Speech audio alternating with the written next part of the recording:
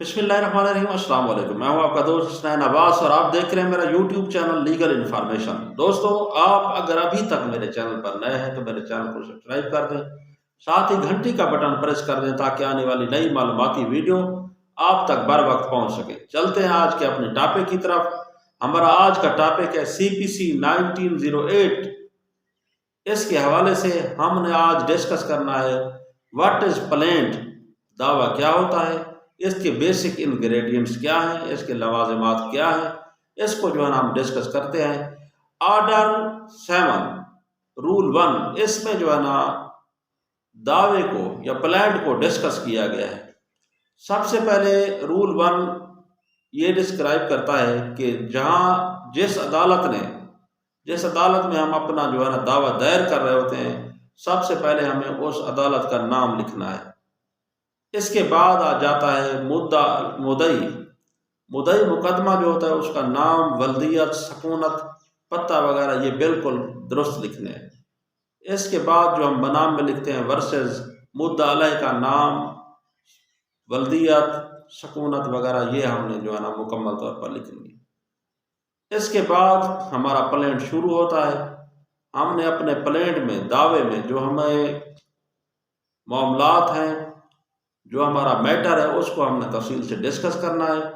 Discuss करने के बाद हमें उसमें काज ऑफ एक्शन भी लिखनी है, वजह क्या है और ये वजह कब इरोज हुई, यानी कि काज ऑफ एक्शन क्या है और ये कितने दिन पहले ये मामला हुआ।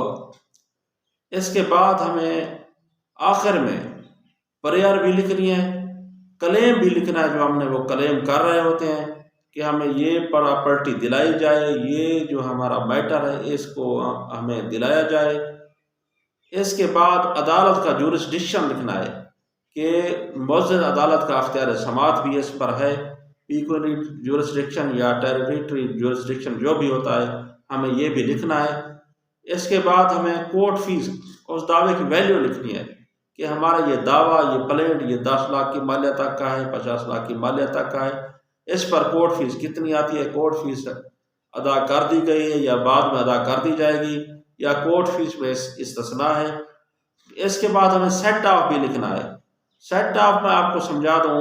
फर्ज कर लेते हैं कि हम जो दावा दायर कर रहे हैं उसमें हमारा जो मुद्दई है उसने किसी से एक जो है ना एकड़ ज़मीन लेनी है और बदले में उसने उसको 2 कनाल ज़मीन देनी भी है, तो हमें ये सेट ऑफ में लिखना होगा कि हमने इससे 2 एकड़ ज़मीन लेनी है या 1 एकड़ ज़मीन लेना है, तो इसमें हमें 2 कनाल ज़मीन उसको देनी भी है, तो बकाया जो हमारी ज़मीन बचती है वो हमें दिलाई जाए।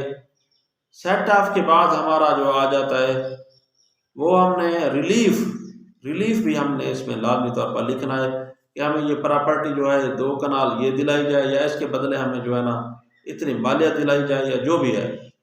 यानी कि ये जो बेसिक इंग्रेडिएंट्स हैं दावे के, ये 9 हैं।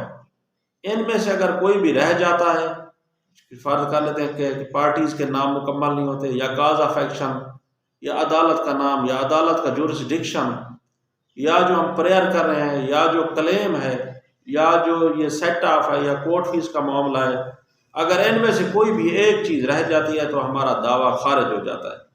तो दोस्तों, ये था हमारा आज का टॉपिक जिसमें हमने डिस्कस करने की कोशिश की कि प्लेंट क्या है। इसको जो है ना CPC 1908 इसमें जो है ना तफसील से डिस्कस किया गया है। ऑर्डर 7 ये प्लेंट को डिस्क्राइब करता है। इसके रूल 1 में जो है ना ये दावे के या प्लेंट के मुकम्मल इंग्रेडिएंट्स दिए गए हैं। तो उम्मीद करता हूँ कि आज का टॉपिक आपको समझ आ गया होगा। इजाज़त चाहता हूँ। अल्लाह हाफिज़।